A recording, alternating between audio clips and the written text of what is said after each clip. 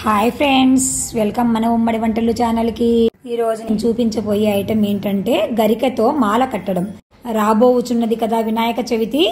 అందరూ వినాయకుని అనుగ్రహానికి పాత్రులు కావాలి కదా. అందుకని ఇలా గరికని తెచ్చుకొని ఇలా శుభ్రంగా కడుగుకొని ఒక లెవెల్గా ఇలా పెట్టుకొని కొంచెం కొంచెం ఇలా పెట్టుకొని మనము దారం తీసుకొని దారంతో ఎలా కట్టాలనో చూపిస్తాను. అలాగే ఇవి మీకు అందరికీ తెలుసు, జిల్లేడి పూలు, తెల్ల జిల్లేడి పూలు అంటారు. ఇది మాల ఎలా తయారు చేయాలనో చూపిస్తాను చూడండి ఫ్రెండ్స్. పెట్టుకొని ఈ గరికని మనం శుభ్రంగా ఒక లెవెల్గా పెట్టుకున్నాం కదా, ఇలాగ కిందికి పెట్టుకోవాలి. గరికెను ఇలాగా పువ్వును పైకి పెట్టుకోవాలి. ఇలా మాలను కట్టుకోవాలి. ఇవి చాలా చాలా ఇష్టం అండి వినాయకునికి.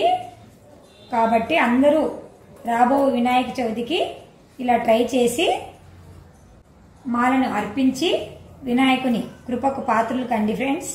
ఇలాగా మాల తయారు చేసుకున్న తర్వాత మనకి ఎంత కావాలంటే అంత ఈ థ్రెడ్ను మిగిలించుకొని మనము ఈ థ్రెడ్ను ముడి వేసుకున్నామంటే సరిపోతుంది. మన చిన్న విగ్రహం అయితే చిన్నగా, పెద్ద విగ్రహం అయితే పెద్దగా. By bye friends.